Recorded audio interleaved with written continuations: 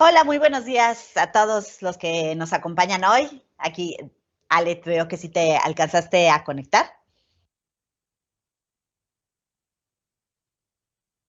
Les platico que Ale se encuentra en campo, en Copán, entonces tiene una señal un poquito intermitente y me pidió el día de hoy presentar a nuestro invitado, a nuestro ponente a esta sesión.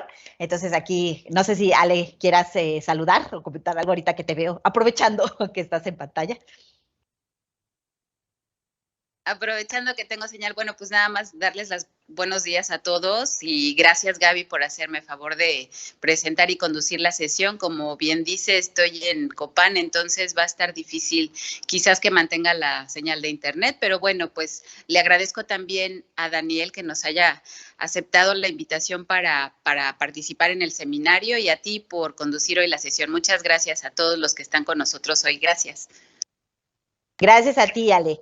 Pues bueno, bienvenidos todos. Es un gusto saludarlos en esta tercera ronda de sesiones, ¿no? Tenemos nuestra tercera ponencia de esta ronda del Seminario de Actualización y Profesionalización en materia de conservación arqueológica. Tenemos el gusto de contar hoy con la presencia de Daniel Meléndez García. Daniel es ingeniero químico por la Universidad Autónoma Metropolitana, Unidad Azcapotzalco. En 2016 realizó una estancia de investigación en la Universidad de Cádiz, en el grupo que analiza nuevos materiales vía Solgel, y como parte de sus estudios de maestría, también que obtuvo su grado en el 2017 de maestro en Ciencias e Ingeniería de Materiales, con la tesis titulada Evaluación de la temperatura y humedad relativa como factores en el proceso Solgel de nanomateriales para conservación de roca. Daniel en 2018 se integró al proyecto Fibrocemento como soporte de pintura mural moderna para la evaluación de recubrimientos industriales para su preservación. Y en este grupo de trabajo analizó el caso de La Tallera de David Alfaro Siqueiros. Después, en 2019, se integró con nosotros en la coordinación de conservación en el laboratorio Códice y actualmente, donde ha colaborado hasta la fecha, estudiando bienes patrimoniales con técnicas no invasivas y apoyando al desarrollo de metodologías de estudio, brindando asesoría técnico-científica en proyectos de conservación-restauración y en la síntesis de materiales para conservación. El día de hoy, Daniel nos va a presentar la conservación de los materiales con alcoxicilanos aplicados a monumentos pétreos. Pues, Daniel, un gusto saludarte y adelante. Hola, hola, muy buenos días a todos. Muchas gracias, Gaby. Em,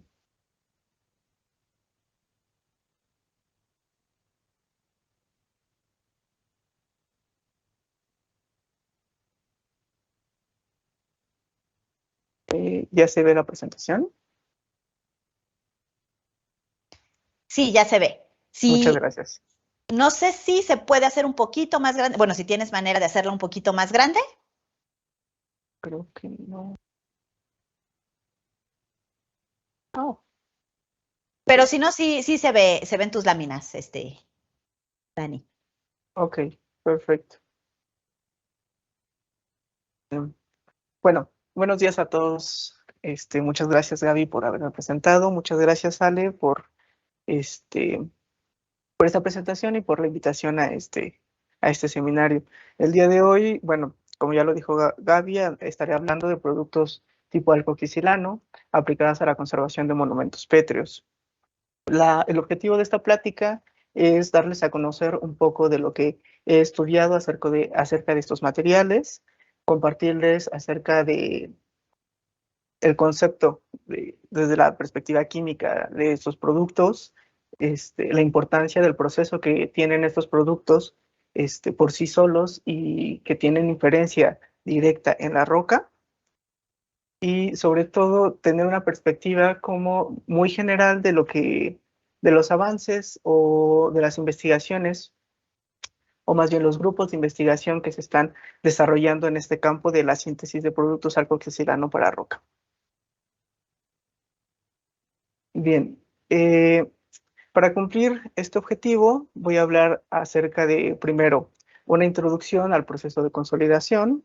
Hablaré también de la nomenclatura y definición de los productos alcoxicilanos, el proceso Solgel que conlleva estos productos, y daré una mención de algunas evaluaciones de los productos que yo he evaluado en laboratorio así como mencionaré algunos grupos de investigación y algunos trabajos sobresalientes en este campo en México.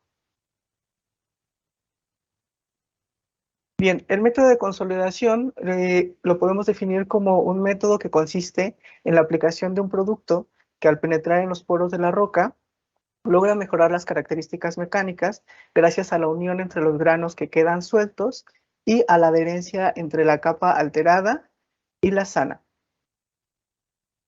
Para llevar a cabo este proceso, existen algunos requisitos que deben de cumplir cualquier producto para consolidación.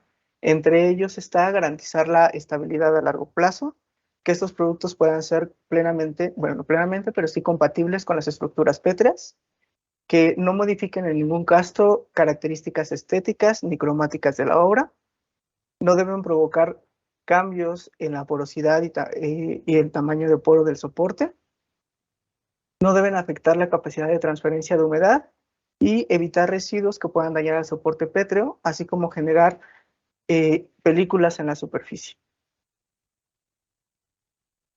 Entre los productos de consolidación que existen en la bibliografía y en el mercado, los podemos clasificar en 3 grupos de acuerdo a su naturaleza química. Están los inorgánicos, están los organosilícicos y están los orgánicos. Entre estos, los productos basados en alcoxicilanos han demostrado ser los más idóneos como tratamientos en rocas silíceas. Esto se debe a su fácil aplicación. Estos se aplican en forma líquida y sufren una polimerización espontánea con las moléculas del agua en el ambiente. Y esto se da, esta polimerización se puede dar entre el mismo producto o con los grupos hidroxilo en la estructura porosa de la roca. Todo este proceso que lleva todo este proceso que lleva a la formación de esta estructura porosa se le conoce como proceso Sol-Gel, el cual estaría abordando un poquito más adelante. Bien, las ventajas que tienen estos productos son su baja viscosidad, lo que ayuda a que estos productos tengan una buena penetración en el sustrato, la hidrólisis espontánea, que como ya mencioné, la hidrólisis se da por la simple interacción con las moléculas de agua presentes en el ambiente, su baja moderada reactividad con el agua, es decir, los productos no reaccionan tan rápido como para que esto impida que la penetración no se dé como queremos y evite la eficacia que nosotros necesitamos. Y los enlaces silicio-oxígeno que pueden tener estos materiales, que los hace completamente compatibles con rocas silíceas. Bien, entre los principales factores que intervienen en la eficacia y durabilidad de estos tratamientos están los métodos de aplicación, las condiciones ambientales del entorno de intervención, la textura del material petro, en este caso, sobre todo la porosidad, la composición química de la roca, es decir, si es una roca silicia o es una roca carbonatada, y el contenido de humedad en las rocas. Bien, antes de abordar el proceso Sol-Gel, vamos a ver un poquito de qué son los alcoxicilanos. Esos alcoxicilanos se basan en la molécula silano. Esta molécula silano es semejante a el metano. Como ustedes pueden ver, tanto el silicio como el carbono tienen la capacidad de formar 4 enlaces con átomos de hidrógeno.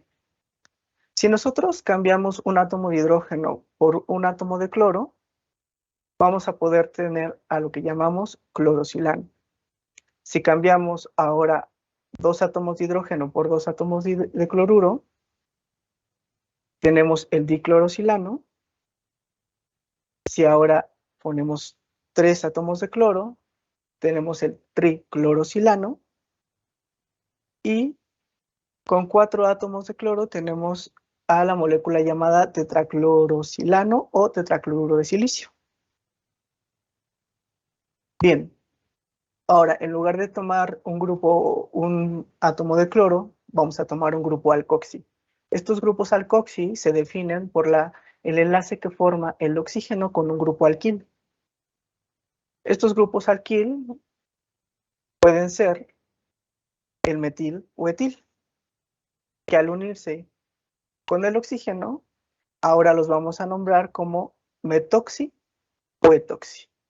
De esta forma, nosotros podemos tener moléculas como son el trimetoxicilano o bien el metil trimetoxicilano o el más conocido, el tetraetoxicilano, silicato de quetilo o comúnmente llamado TEOS. Bien, esta molécula tetraetoxicilano es uno de los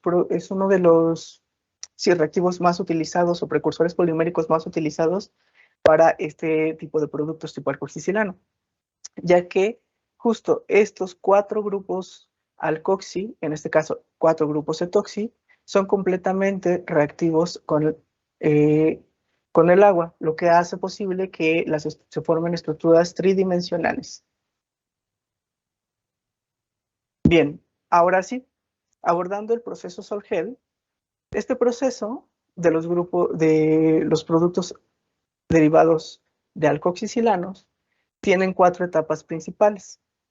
La primera es la polimerización, la segunda es la gelificación, la tercera es el envejecimiento y la cuarta es el secado. Bien, ¿qué pasa en el proceso de polimerización? Bueno, la polimerización de los alcóxidos de silicio, en esta parte se forman los primeros soles de partida. Vamos a definir qué es un sol. Un sol es una suspensión coloidal de partículas sólidas en un líquido. Entiéndase por coloidal a partículas que son de 1 a 1000 nanómetros. Para que se den estos primeros soles, tienen que surgir 2 reacciones. En el caso específico de la polimerización del TEOS, tiene que ver la hidrólisis de los grupos etoxi, es decir, un grupo etoxi va a reaccionar con una molécula del ambiente para formar los primeros grupos silanol. Y posteriormente, la condensación de los grupos silanol. Esta condensación, es decir, 2 grupos silanol van a reaccionar entre sí para empezar a formar la red polimérica de sílice. Estos grupos silanol pueden ser entre los oligómeros presentes en el sol o bien con los silicatos de la roca.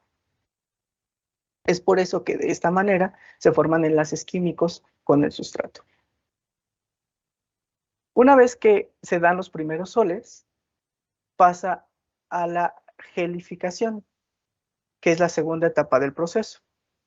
En esta etapa se siguen dando de manera simultánea las 2 reacciones de hidrólisis y condensación.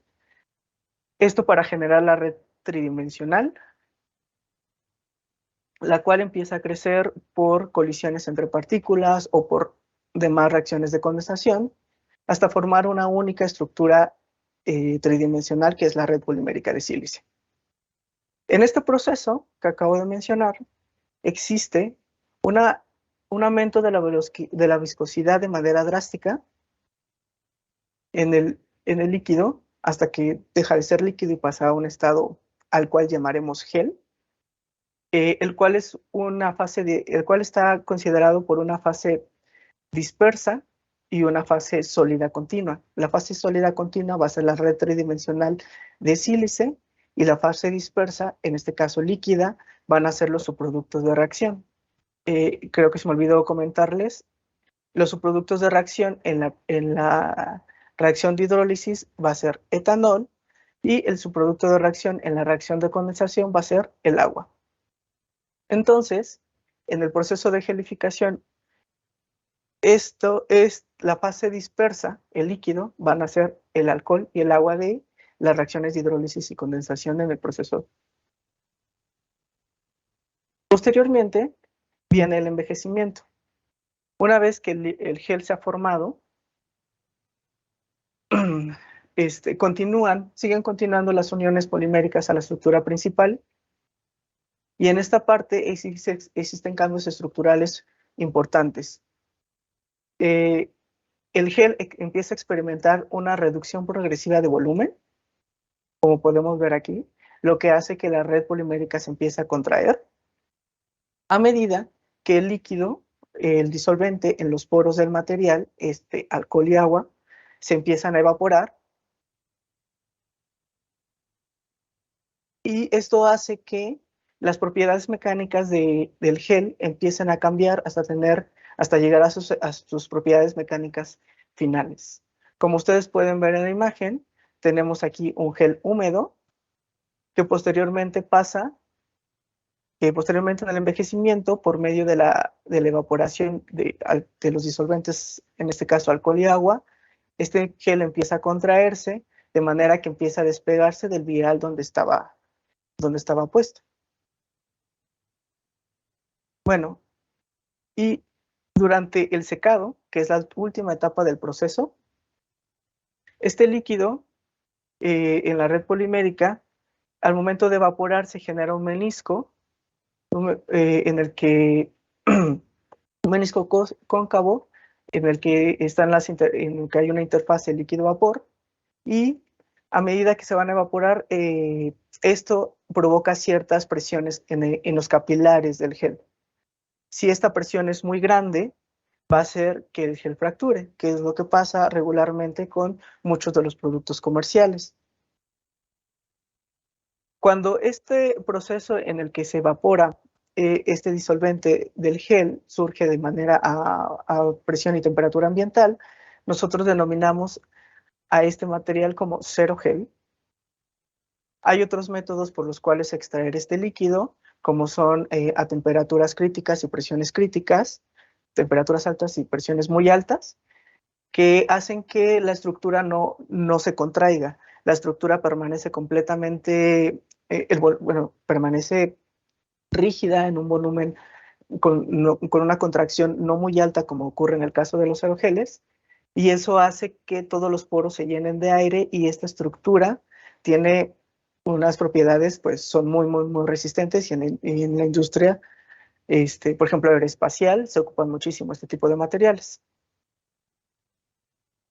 Bien, de los productos que yo he evaluado en el laboratorio, en este caso, todos a partir de un precursor polimérico de TEOS, del tetraetoxicilano, yo evalué 3 tipos de productos. En pantalla pueden ver el producto T2O, que es un producto desarrollado en el 2012 en la Universidad de Cádiz, el doctor Juan Illescas. Un producto TS3, desarrollado aquí en México, en la Universidad Nacional Autónoma de México, por parte de la doctora Nora Pérez. Y el producto TB100, que es un producto comercializado por la empresa Evonik.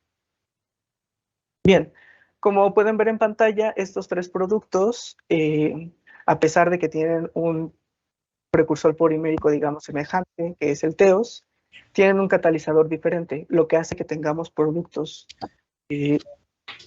a la vista, en este momento, diferentes.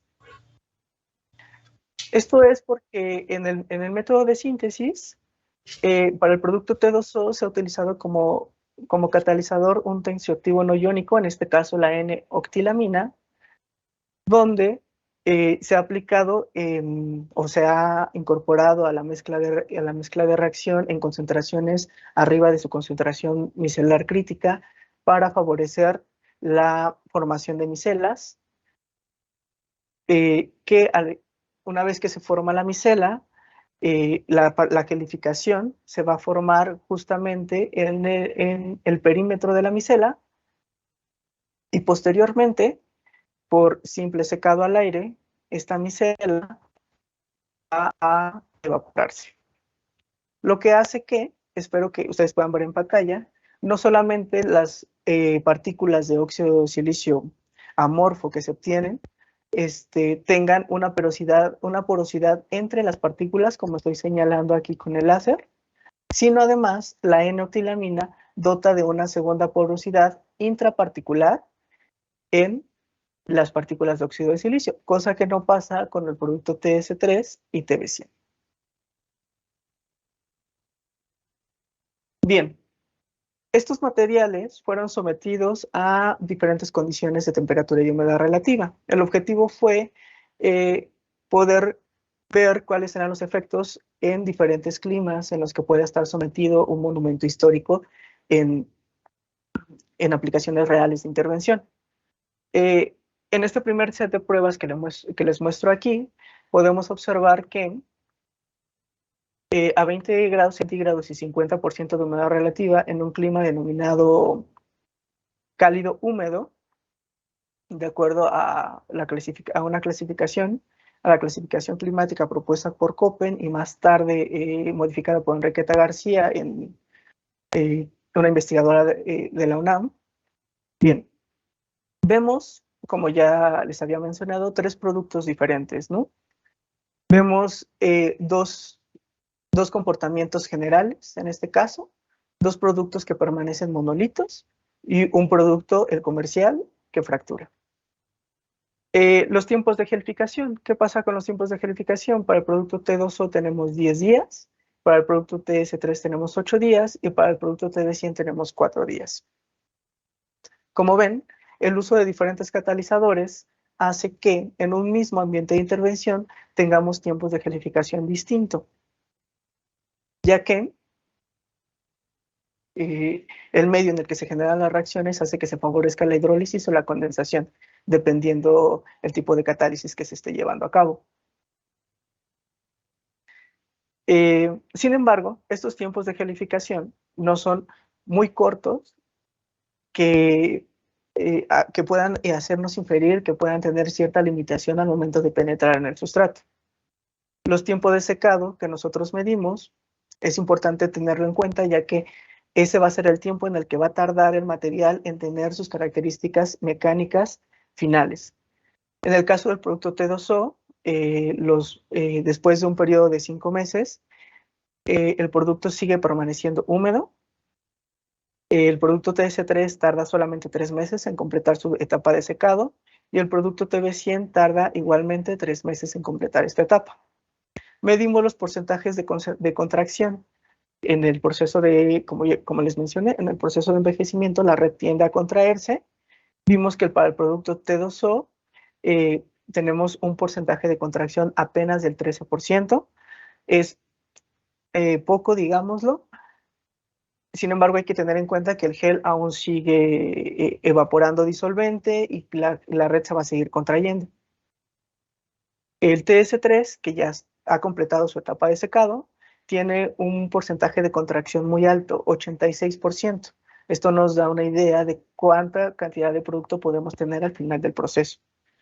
Y el producto TB100 no fue posible medir la contracción debido a que fractura. Medimos los módulos elásticos para saber, como parte de la caracterización de las propiedades mecánicas de los materiales. En el producto T2O no fue posible medir no fue posible hacer esta prueba, ya que el producto permanece húmedo, es un producto que después de los 5 meses de exposición es como muy blandito aún. Y el TS3 vimos que tiene tiene 258 megapascales. Una disculpa, me faltó poner las unidades.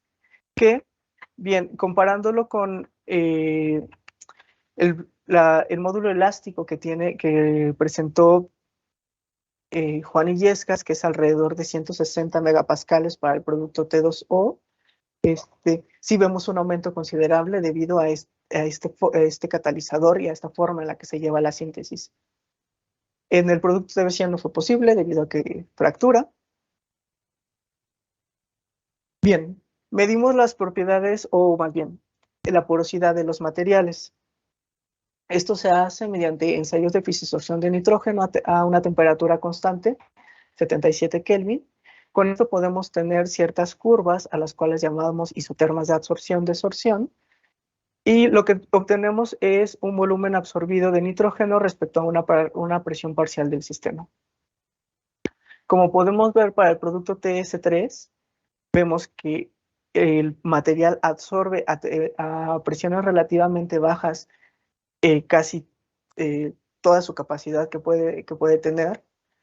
Y bueno, esta forma en la que se presenta la curva, según la UPAC, es característica de materiales microporosos. Es una isoterma que se denomina isoterma tipo 1, de materiales microporosos. Microporosos estamos hablando que tienen un rango de poro entre menos de 2 nanómetros.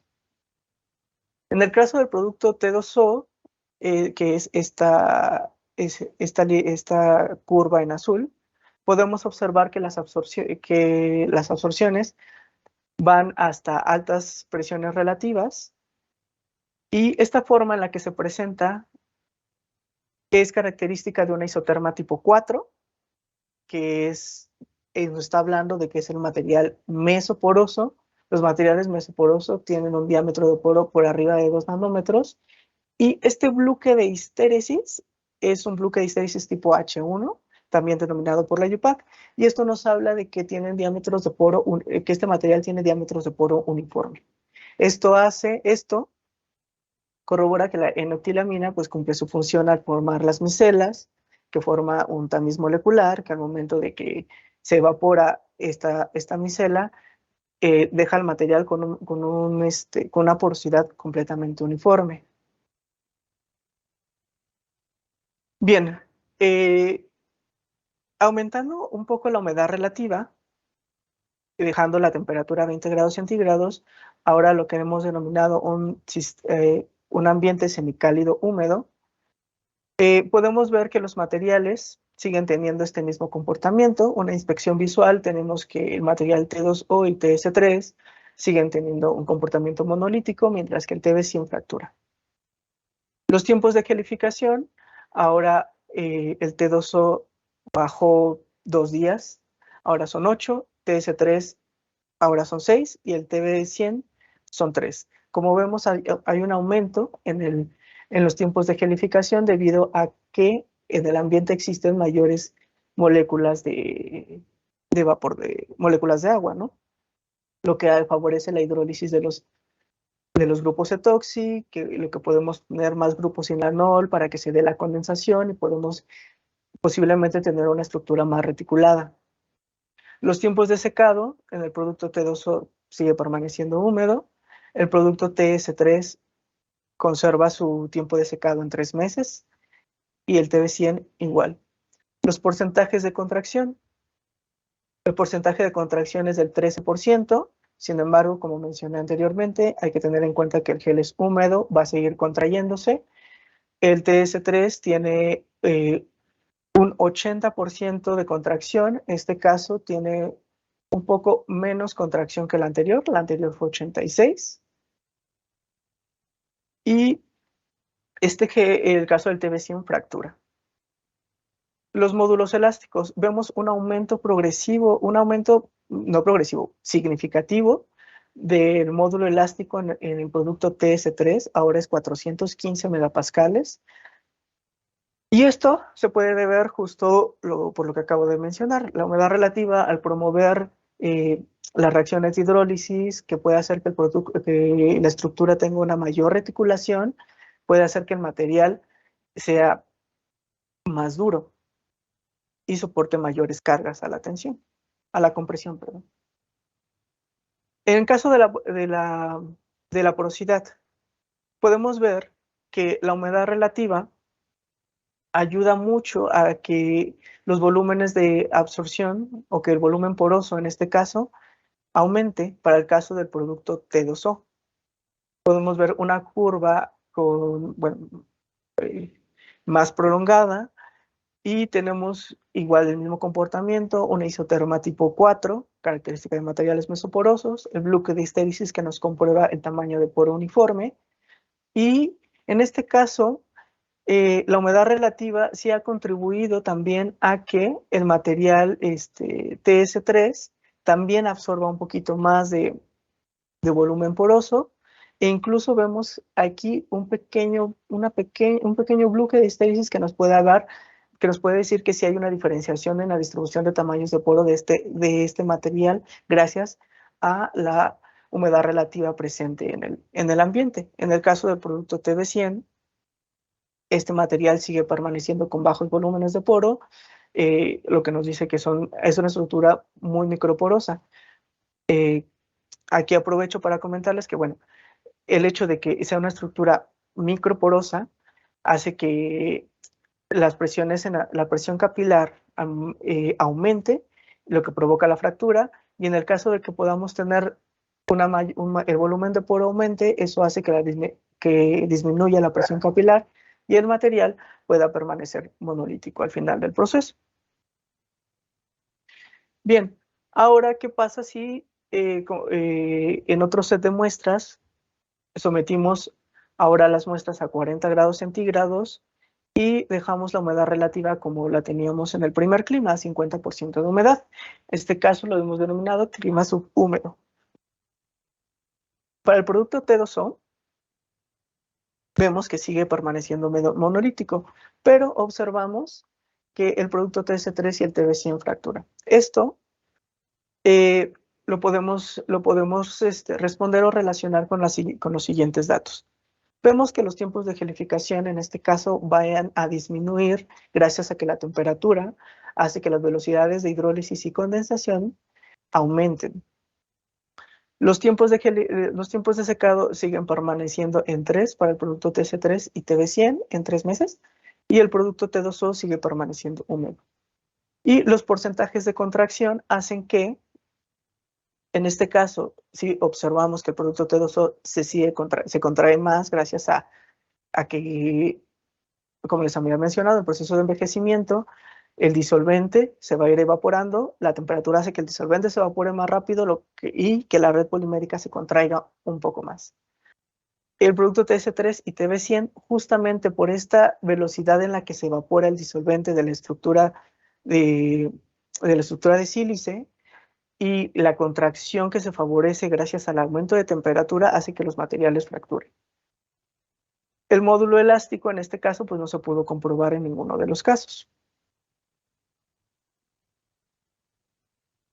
Los porcentajes, ¿qué pasa con la porosidad de los materiales? Bueno, vemos que gracias a que la red se contrae más, que esta contracción de la red puede hacer que los materiales disminuya el tamaño de poro, lo que hace que soporten más, hace que la presión capilar aumente, que los materiales se fracturen y que tengan un menor volumen de poro, un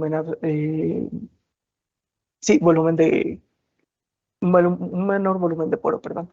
Sin embargo, si obtenemos esta característica que nos da la N-octilamina de una isoterma tipo 4 con una distribución de tamaño de poro uniforme. Bien, hablando ahora un poco de la aplicación de estos materiales en la roca, existen diferentes formas para aplicar estos materiales, entre ellos están las papetas, está la brocha, están los métodos aquí se movió un poquito la imagen, por aspersión. Y bueno, como les había comentado en un principio, estos métodos de aplicación en los materiales van a ser pues muy decisivos para la eficacia consolidante que nosotros necesitamos en la roca, ya que el número de aplicaciones y la forma de aplicación determina cuánta cantidad de producto vamos a tener en el sustrato. Si nosotros aplicamos muchas veces, podemos tener una superficie o podemos generar una película en la superficie del sustrato. Esta película puede ser una película completamente hidrófoba, ya que el óxido de silicio que se forma al final del proceso Sol-Gel es amorfo, lo cual no deseamos que pase eso. Por esto es que hay que tener mucho cuidado en qué tipo de aplicación y método vamos a utilizar para los procesos de consolidación. Otro de los factores que afecta, pues, es el tipo de sustrato.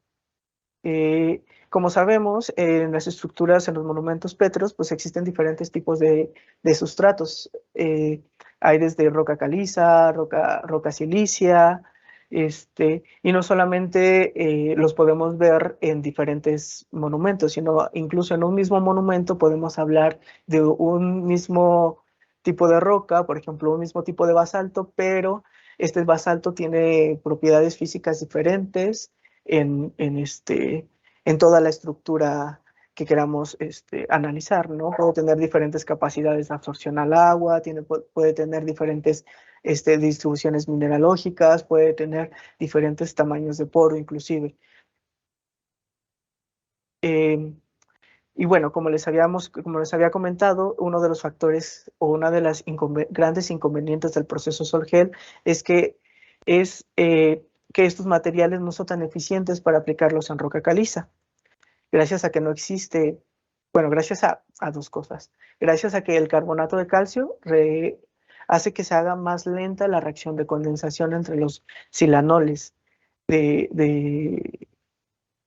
entre los silanoles o los oligómeros que se han formado en el Sol, y también que realmente no hay una interacción química del alcoxicilano con la roca, como sí lo hay en el caso de las rocas silíceas. Y esto lo prueba muy bien Whittier en un libro que justamente es alcoxicilanos para roca silicia, en el que él ha puesto el metiltrimetoxicilano, una mezcla de metiltrimetoxicilano, agua y metalón, mezclado con calcita en polvo, y él observa qué pasa después de 24 horas. Hace un análisis por resonancia magnética nuclear, en el cual la técnica nos sirve mucho para observar las reticulaciones que se van formando en el proceso. En esta región, a la cual él ha llamado tiempo cero, tenemos los monómeros, tal cual, de metiltrimetoxicilano. En la región 1, perdón, tenemos los primeros enlaces silicio-oxígeno-silicio. En el tiempo 2 tenemos justamente las primeras reticulaciones lineales que se forman entre enlaces silicio-oxígeno-silicio una y dos veces. Y en la región 3, donde tenemos una reticulación ya tridimensional, donde tenemos estos enlaces silicio-oxígeno-silicio, 3 veces. Para este caso, el metiltrimetoxicilano, pues solamente tiene 3 grupos reactivos, los 3 grupos metoxi, y el grupo metilo va a quedar sin reaccionar, es completamente estable a la hidrólisis, y va a quedar de esta manera en la estructura final. ¿Qué es lo que pasa después de 24 horas? Podemos ver que después de 24 horas aparecen los primeros enlaces silicio-oxígeno-silicio.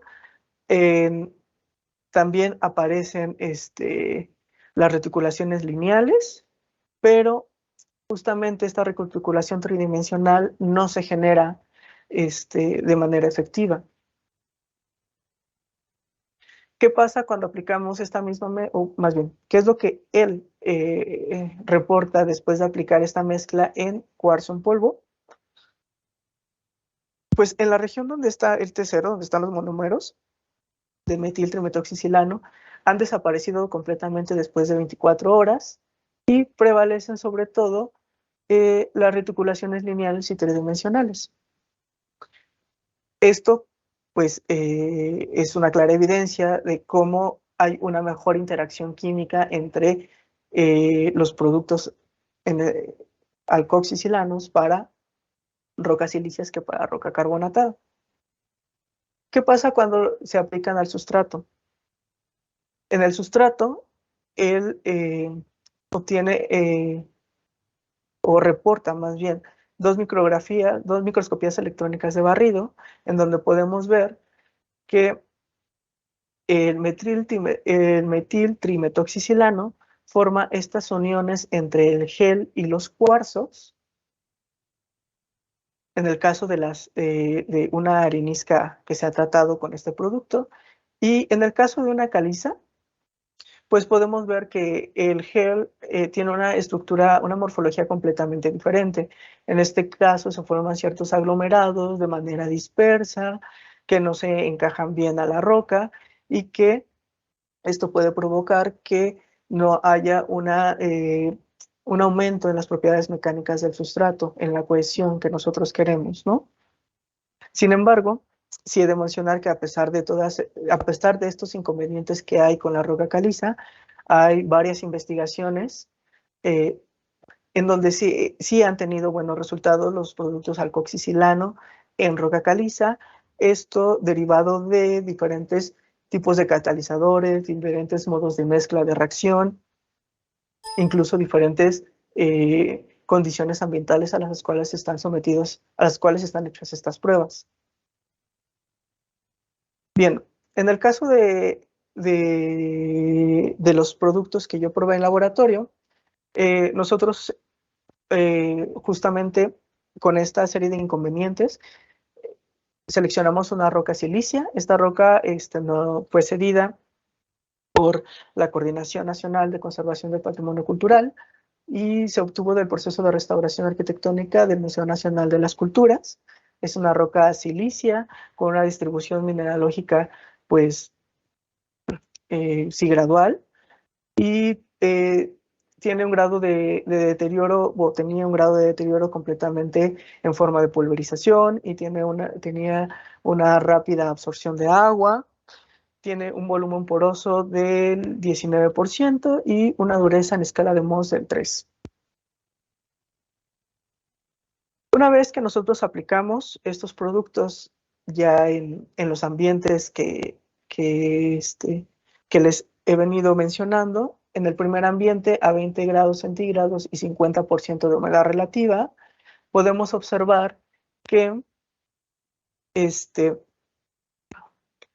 sí hay una diferencia en cómo se incorporan estos materiales en un mismo sustrato, en un mismo tipo de sustrato, ¿no?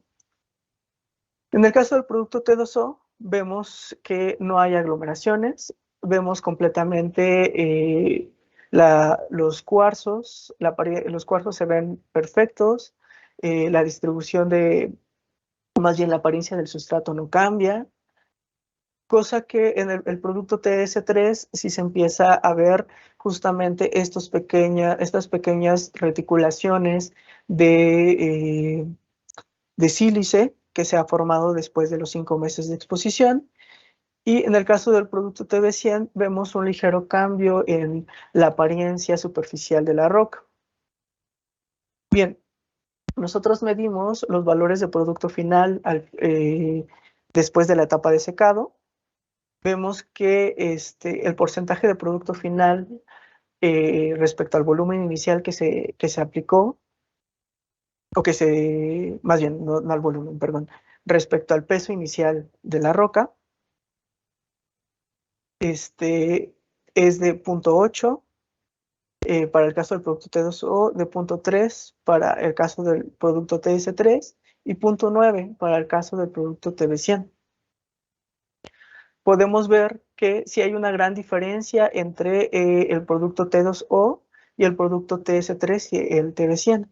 Esta diferencia se puede deber a los grados de contracción que sufren los materiales, como lo vimos anteriormente. Y bueno, hay que tomar en cuenta también que el producto T2O es un producto que sigue húmedo después de la experimentación. ¿Y qué pasa con los cambios de color? A pesar de que el producto permanece húmedo, no hay grandes cambios de color total.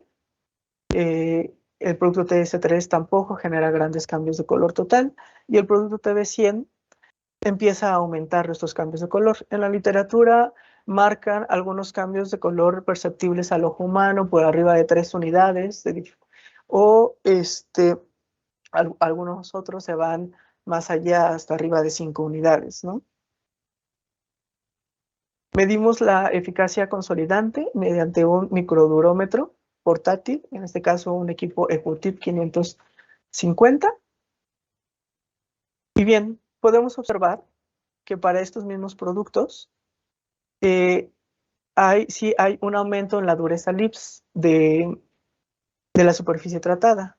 Una probeta sin tratar tiene un valor de 258, mientras que la probeta con el T2O nos da 291, 292 para el TS3 y 260 para el TB100.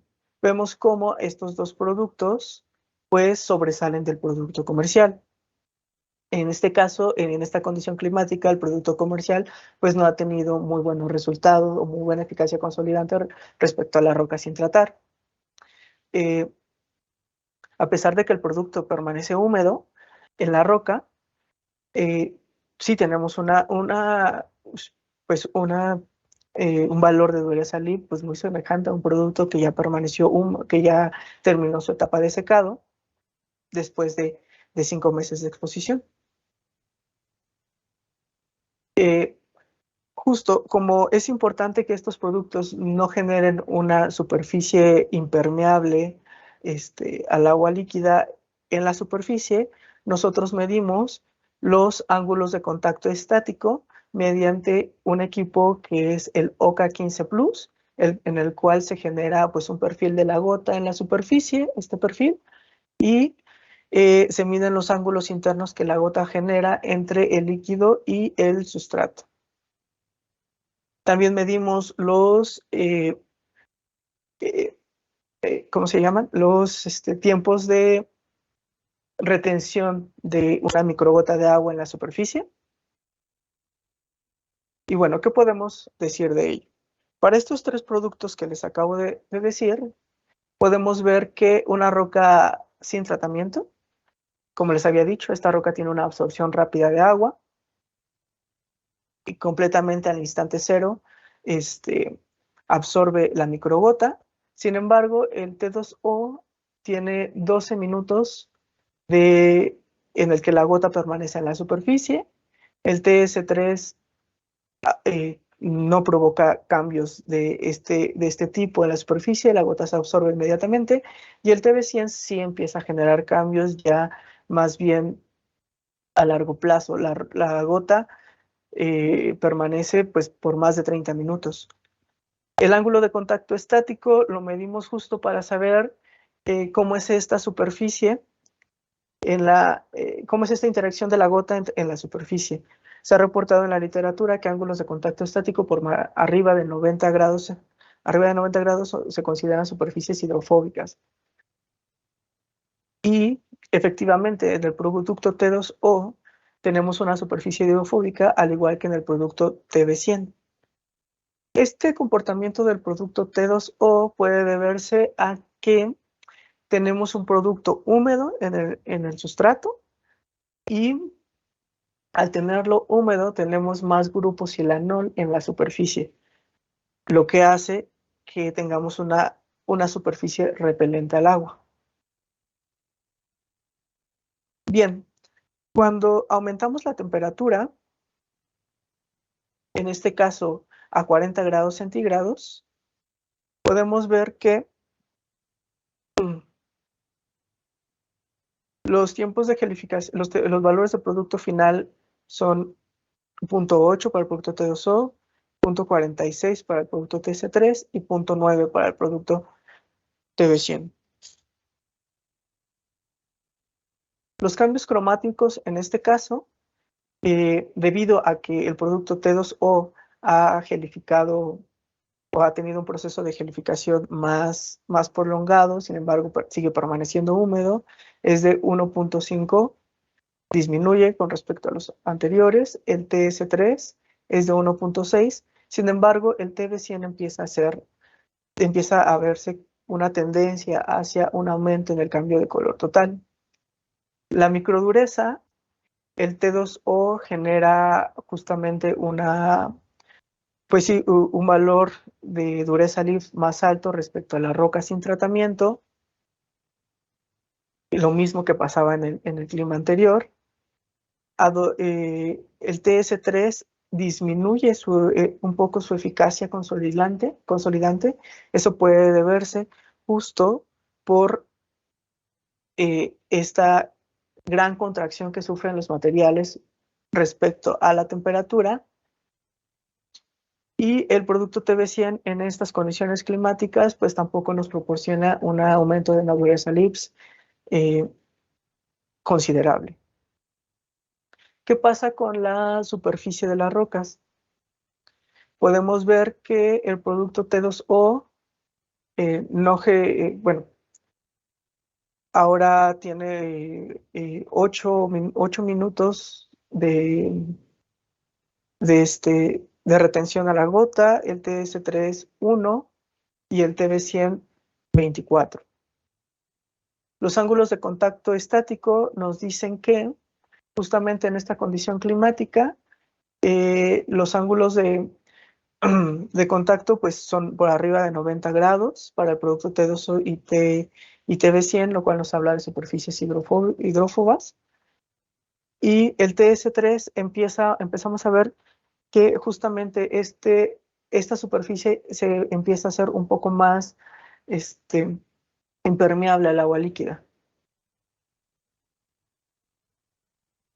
Bien, en el caso de condiciones por arriba del 90% de humedad relativa, podemos observar que ya hay, pues bueno, hay diferentes cambios, sobre todo en el aspecto superficial de la roca. En el caso del producto TB100 tenemos una película muy evidente en el sustrato.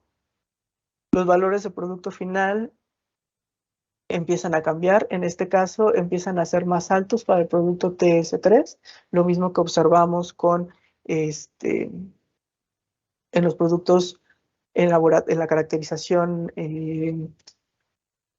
pues visual que se hizo de los productos. A mayor humedad relativa tenemos un gel más reticulado con menor contracción.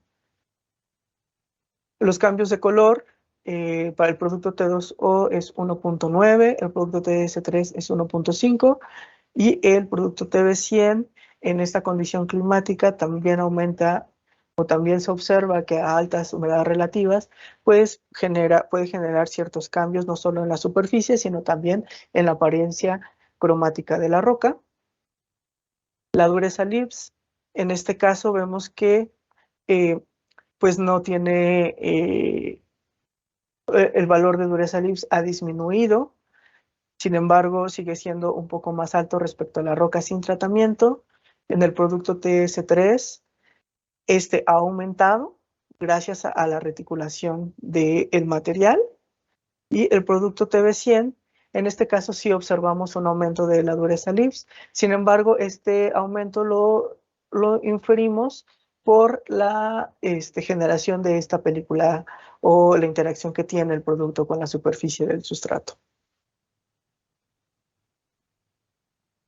Los valores de retención a la gota, podemos observar que tanto el producto T2O como el TC3, pues es al instante, en el tiempo cero. El TB100, gracias a esta forma en la que se incorpora el producto al sustrato, tenemos pues tiempos de retención a la gota superiores a 30 minutos. Los ángulos de contacto estático para el producto T2O y TS3 son 0. Y para el producto TB100 siguen siendo completamente hidrófobos. Bien,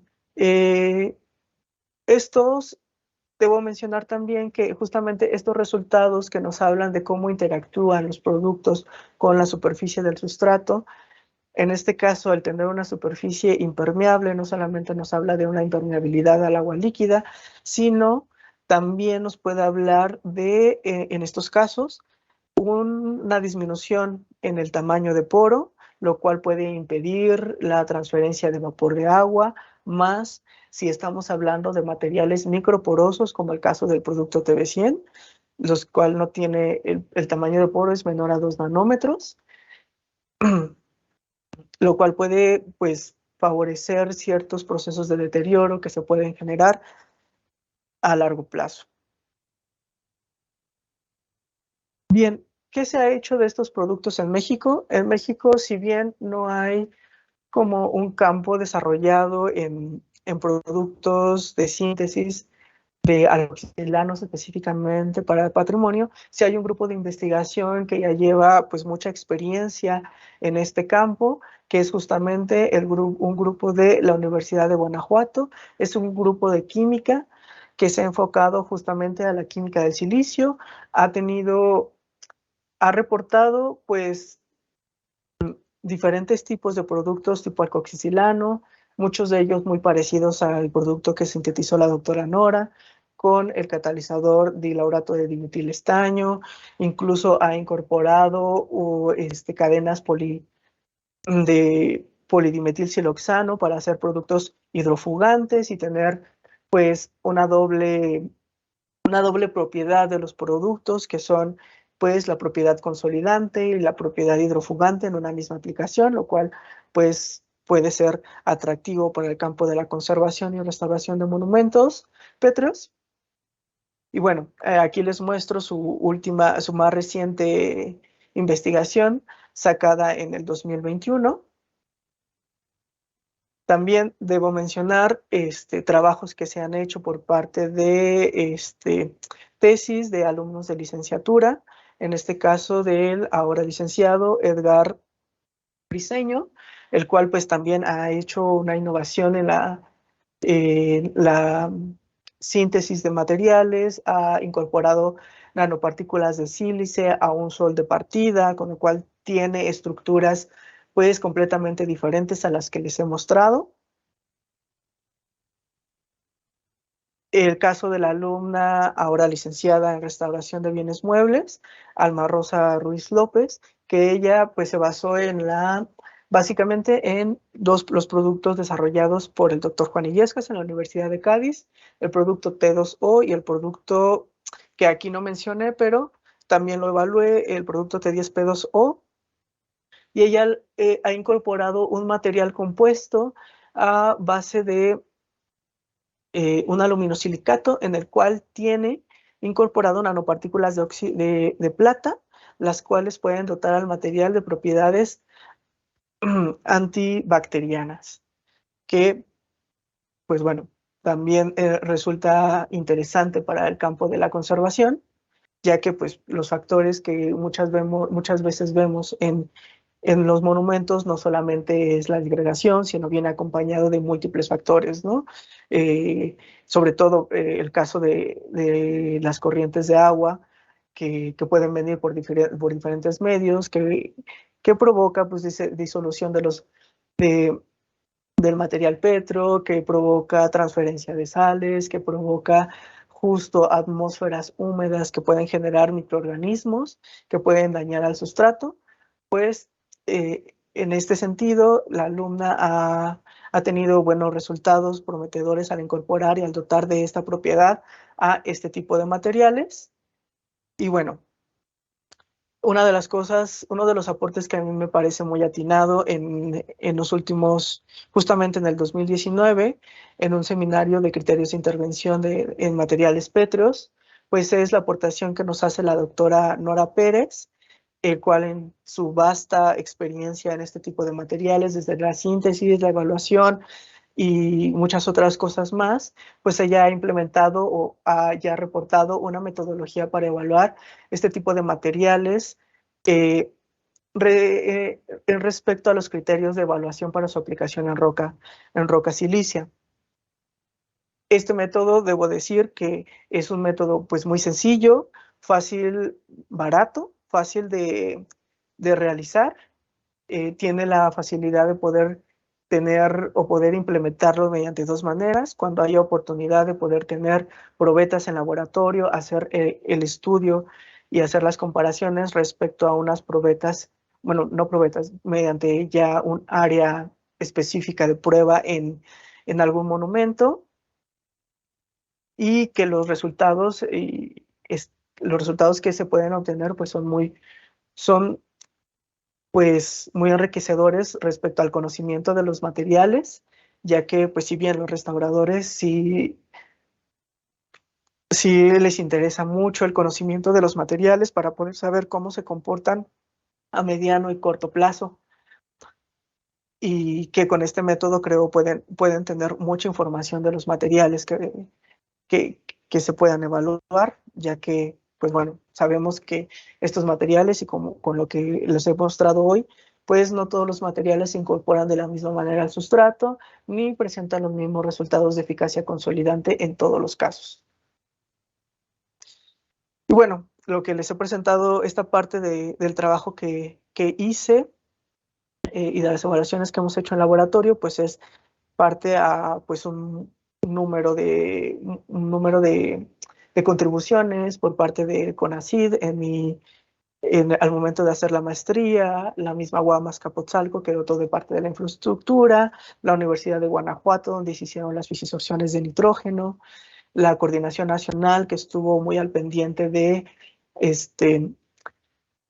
justamente cómo se iban a hacer estas interacciones, las eficacias que nosotros hemos obtenido, la Universidad de Cádiz, donde pudimos hacer los ensayos de colorimetría, sobre todo los ángulos de contacto, y poder contribuir más a la experiencia en este tipo de materiales. La empresa Alaska Studio, que pues nos desarrolló todo el sistema de las estaciones de medición y control ambiental para poder tener sistemas pues que puedan que puedan tener siempre que puedan ser controlables en tanto en temperatura como la relativa, a la ANSIC física y al SICOR, donde se hicieron las pruebas de consolidación con el equipo de dureza LIPS. Y además de eso, pues quiero agradecerles a todos ustedes por su tiempo y su valiosa atención en esta ponencia. Espero les haya agradado.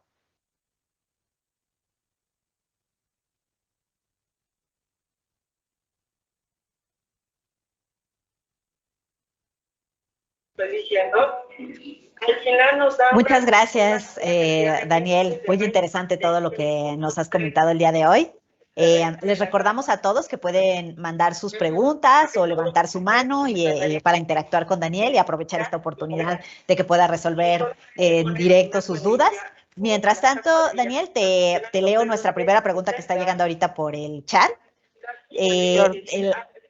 Sí, Esmeralda Martínez Piñeiro te saluda, te felicita por la plática, excelente, y pregunta, ¿las pruebas de contracción las realizas con polvo del sustrato o solo dejas secar el gel en un recipiente?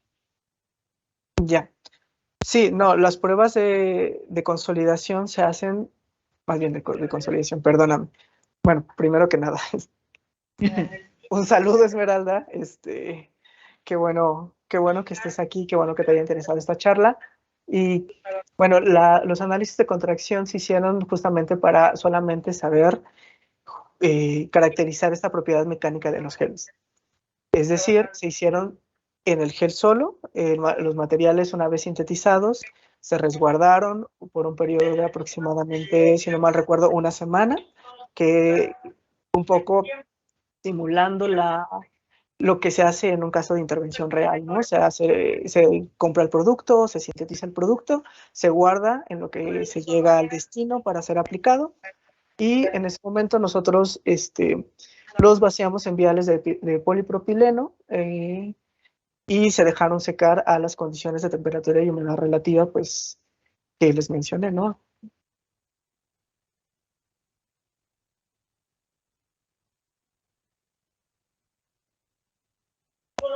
Muy bien, Daniel.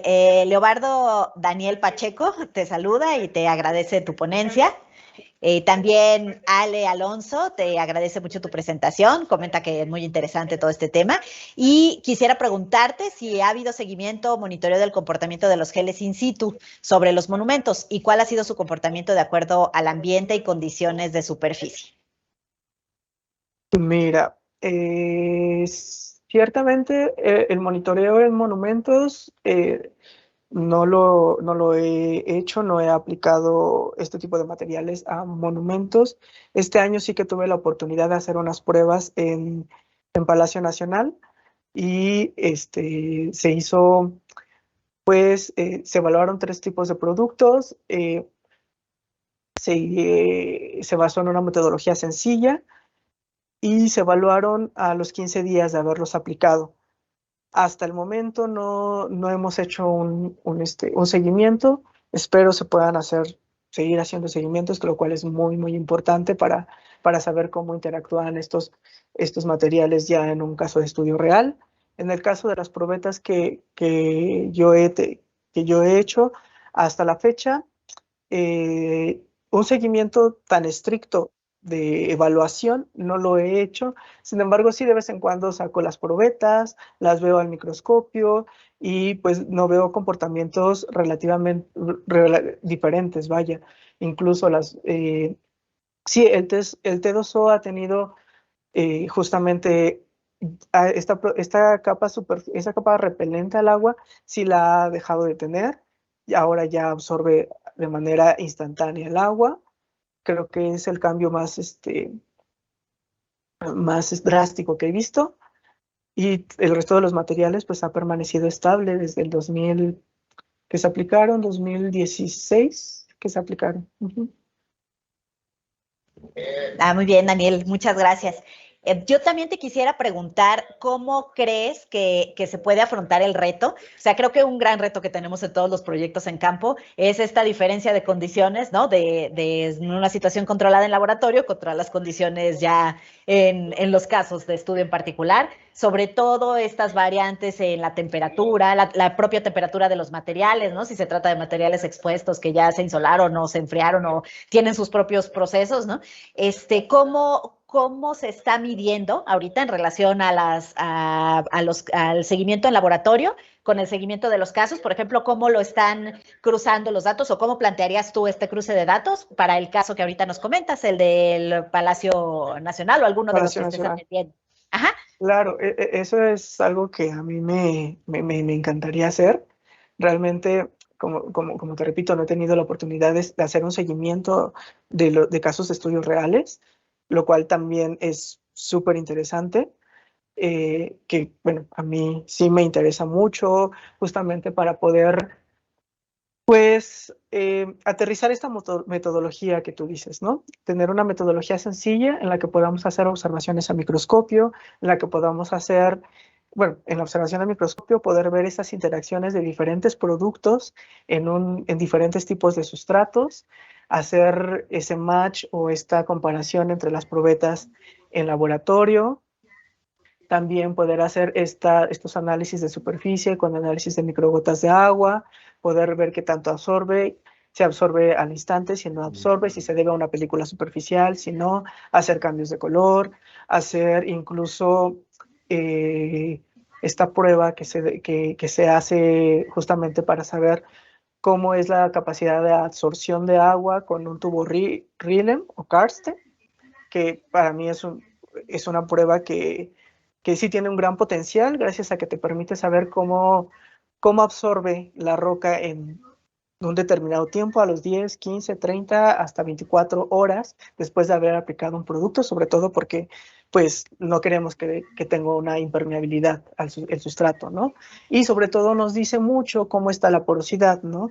Si hacemos una comparación entre la roca sana y la roca ya tratada, pues podemos saber que esta porosidad o esta transferencia de agua pues sigue siendo la misma, nos da un mismo patrón de curva o ralentiza los volúmenes de absorción. Entonces ahí vamos a poder ver pues curvas más, diferentes curvas, ¿no?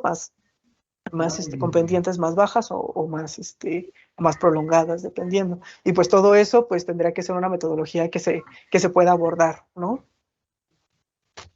Sí, totalmente de acuerdo. Desde definir, por ejemplo, horas ideales de aplicación, ¿no? O condiciones. Sabemos que va a haber variables que no vamos a controlar en campo, ¿no? Claro. Pero podemos ir acotando como estas variables para, pues, asegurar un poquito más el éxito del tratamiento, ¿no?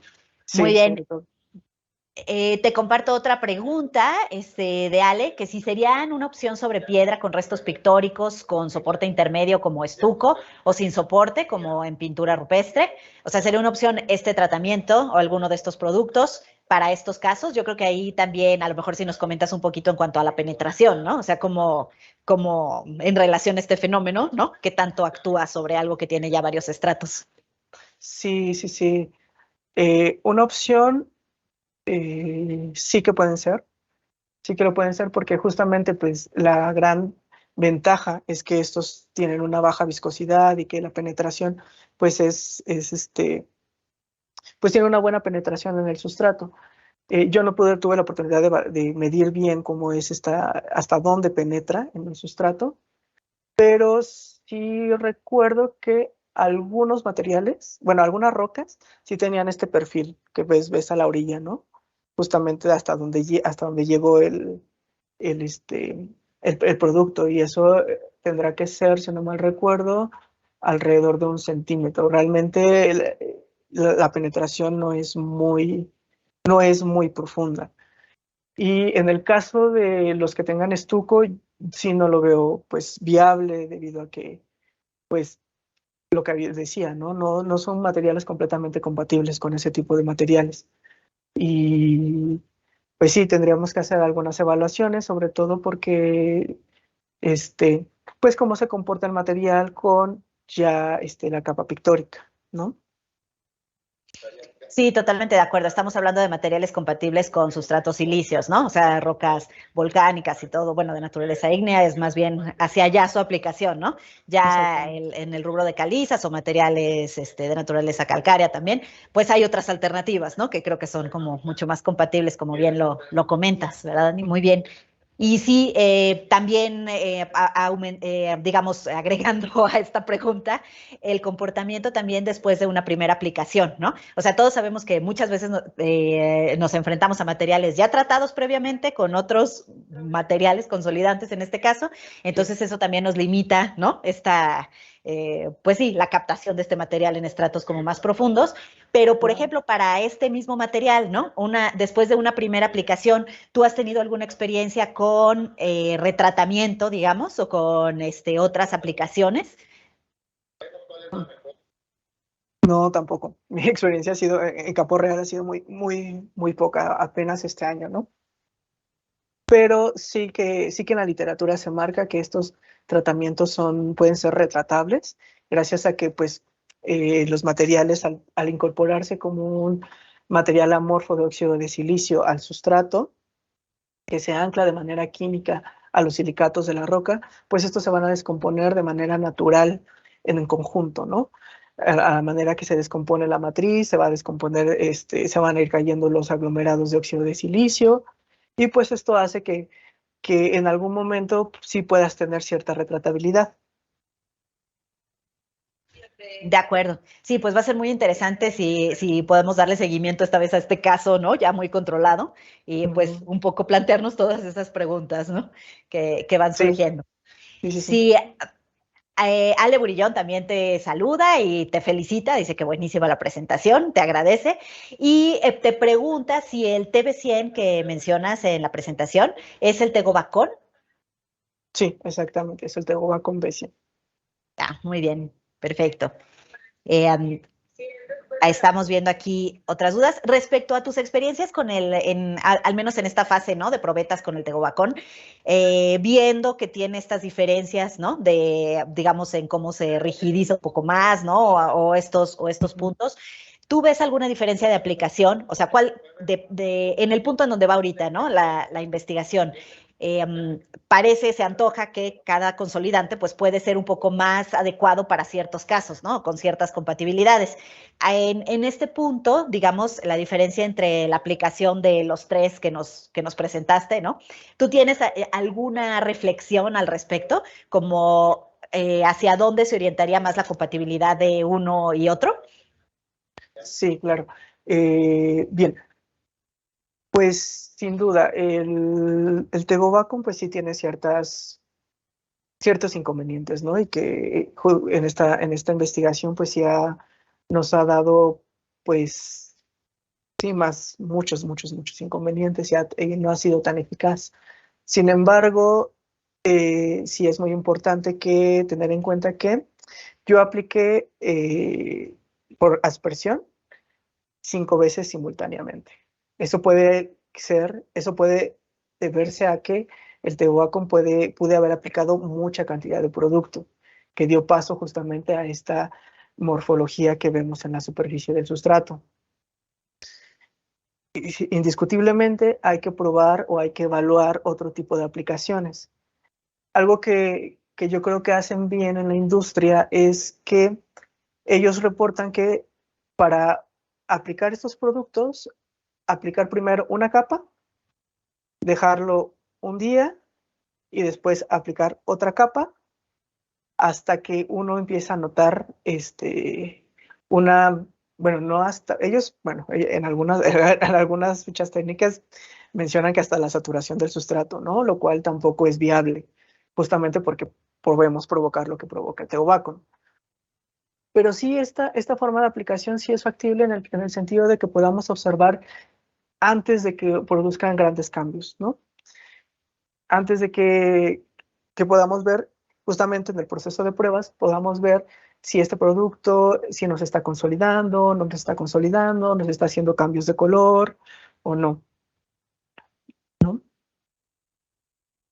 Y bueno, respecto a hacia dónde nos inclinamos respecto a los materiales, sí, sin duda, por ejemplo, el caso del producto T2O se acopla muy bien a materiales, a condiciones ambientales donde hay alta temperatura, condiciones atmosféricas en 50% de humedad relativa. Este producto sí, porque como el tipo de catálisis que se lleva, pues es un poco más lenta que la catálisis que se lleva, por ejemplo, el TS3 o el teobacco, ¿no? Pero la temperatura ayuda mucho a que las reacciones se generen más rápidamente, a que la reticulación se forme y sobre todo la humedad relativa también ayude a favorecer este tipo de materiales, ¿no? Estos materiales justamente donde tenemos catalizadores que hacen que las reacciones sean más rápidas, eso nos ayuda muchísimo, por ejemplo, en casos donde tenemos humedad relativas bajas, ya que, pues, al tener un catalizador que, que de cierto modo, si lo vemos desde este punto de vista, evada la limitación de las moléculas de agua en el ambiente para que se forme la hidrólisis, pues sí nos puede asegurar una mejor eficacia consolidante en este tipo de ambientes. Sí, de acuerdo. Y pues un gran reto que enfrentamos también es que nuestros escenarios, la mayoría son de alta humedad relativa, ¿no? Y condiciones como un tanto extremas, ¿no? Cambiantes, porque incluso donde son más secos, tenemos como este factor de por medio, ¿no? Y se dispara. Entonces sí, también ese ha sido un gran reto, ¿no? Cómo efectuar estos tratamientos con condiciones que rompen casi cualquier norma, ¿no? En la mayoría de los casos, porque no son controlados, ¿no? Muy bien, tenemos aquí otra pregunta, que si consideras que es necesario incorporar un durómetro digital en la metodología de evaluación antes y después de la aplicación de un consolidante, o puede ser utilizado un rallador de dureza que nos da un valor respecto a la escala de Mohs. O sea, ¿qué tan, en estas metodologías, en tu experiencia que tú has implementado, qué tan preciso, digamos, se puede manejar? Y supongo que aquí también es la intención ver con qué herramienta mínima, ¿no? Tendrían que hacerse estas valoraciones en campo, considerando un escenario donde a lo mejor no se tienen todos los equipos, pero qué tan representativo es, ¿no? Claro. Y sí, porque, bueno, en la coordinación no tenemos un microdurómetro y yo también me vi en esa necesidad de cómo evaluar la eficacia del consolidante, ¿no? Y bueno, eso lo podemos evaluar, o más bien, nos podemos dar una idea desde una microscopía óptica digital, ¿no? Como ustedes vieron, en el caso uno de los casos del producto TS3 formaba estas como ramificaciones en la superficie. Podemos ver, y en el caso del producto Teobacco podemos ver justamente este cambio en la morfología. Eso ya nos va a hablar eh, de qué manera se está incorporando el sustrato y cómo va a ser nuestra eficacia consolidante, ¿no? Sobre todo si nosotros tenemos en cuenta el tipo de producto que tenemos. Algo que a mí me gusta mucho mencionar cada vez que alguien me pregunta acerca de los productos es que sí interactuemos con ellos de manera individual. O sea, si yo voy a hacer una consolidación en un ambiente que tengo mucha humedad y mucha temperatura, dejo un vial, una caja Petri con el material, después de 2-3 días, así solo, de 2-3 días verlo y empezarlo a tocar, empezar a tener estos acercamientos en las propiedades, porque desde ahí nos podemos dar cuenta si el material es elástico, si el material es muy duro, si el material se fractura, si las fracturas si las fracturaciones son muchas, si tenemos materiales muy poquitos o más densos. Eso ya nos da una idea de cómo es el material y cómo se va a poder incorporar al sustrato. En el caso de la microscopía, pues puedes ver dónde se está incorporando, cómo son tus diferenciaciones sí, en este proceso de aplicación, si se está incorporando de manera diferencial, si se está incorporando de manera uniforme. Y sí, el rayado sí nos da una idea de cuántas unidades en la escala Mohs podemos llegar a aumentar respecto a una roca sana, respecto a una roca alterada y respecto a una roca tratada. Hay veces en las que no es posible tener esta medición, ¿no? O sea, la escala Mohs también tiene un rango muy, muy grande que no lo podamos determinar. Sin embargo, la microdureza LIBS sí tiene esta sensibilidad.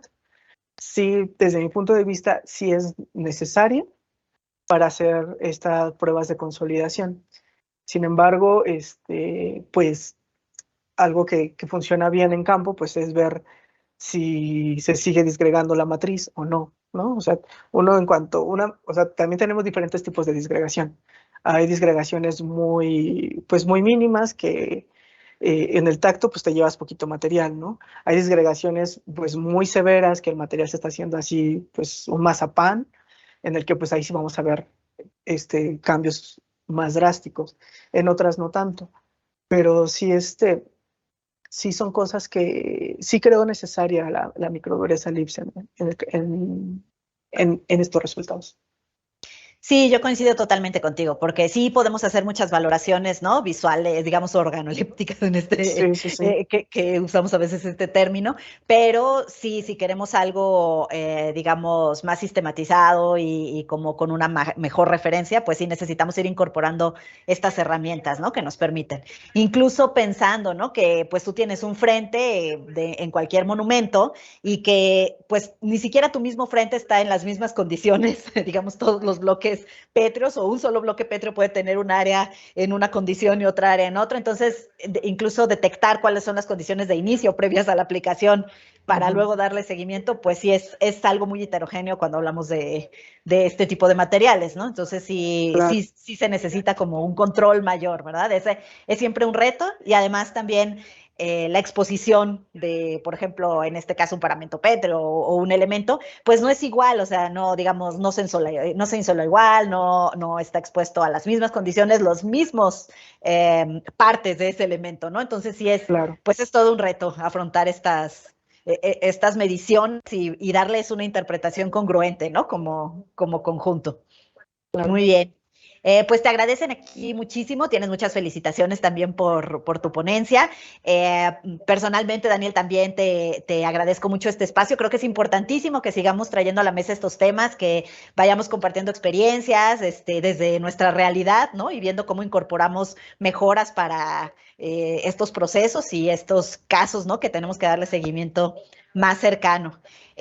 Pues si no hubiera algún otro comentario, alguna otra pregunta en el chat, te dejo el micrófono, Daniel, para si quieres externarnos una última reflexión. Pues sí, bueno, primero que nada, pues muchas gracias a todos, muchas gracias a todos los que se dieron el tiempo por ver esta ponencia y pues como reflexión sí creo que pues también hay muchos tabús en el sentido de utilizar estos materiales, ¿no? Sobre todo porque pues justo en el boom de estos materiales mediados del siglo XX han, pues han tenido repercusiones severas en diferentes tipos de monumentos. Y esto ha hecho que, pues, tanto la aplicación de los materiales ya no se dé de manera, pues, no se dé en el sentido y eso también ha limitado a la industria, ¿no? Un poco. Por eso es que, y luego sobre todo también tenemos, pues, una gran complejidad por adquirir este tipo de materiales, ¿no? No son baratos, son caros, tienen que ser importados Y pues mi reflexión es, sí hay que evaluarlos, hay que ser completamente conscientes de cómo son estas interacciones, porque lo que sí es cierto es que no, los materiales no se comportan de la misma manera en todos los casos. Solo por esa razón hay que evaluar este material también, y no se comportan de la misma manera porque las rocas incluso son muy diversas en su naturaleza, ¿no? Entonces sí hay que tener muy bien estudiado el caso de estudio, hay que tener a la mano las metodologías necesarias y hay que poder tener la oportunidad de tener esta interacción entre nosotros como químicos y ustedes como restauradores, que siempre es pues súper rica en todos los aspectos, ¿no? Cosas que siempre en laboratorio a nosotros se nos van, que nosotros las tomamos como obvias, no son tan obvias, ¿no? Sí son muy importantes observarlas y que no se van a ver y no se van a reportar si no es con esta interacción con ustedes y, y nada más. No, pues totalmente de acuerdo, Daniel. Ese es un trabajo conjunto, ¿no? En equipo y desde la propia propuesta, ¿no? El seguimiento, todo, o sea, no necesitamos trabajar integrados. Y bueno, pues Gracias. felicidades por todo, pues tu desarrollo en esta línea muy necesaria para la conservación. Gracias por acompañarnos en este espacio y pues seguramente esperemos en un futuro volver a tenerte en este espacio y ya con otras novedades sobre los casos que ahorita se están trabajando, ¿no? Esperemos que sí, ojalá que sí. Muy bien, muchas gracias a todos por acompañarnos también en este espacio. Pues nos vemos dentro de un mes con la siguiente ponencia y pues excelente semana para todos.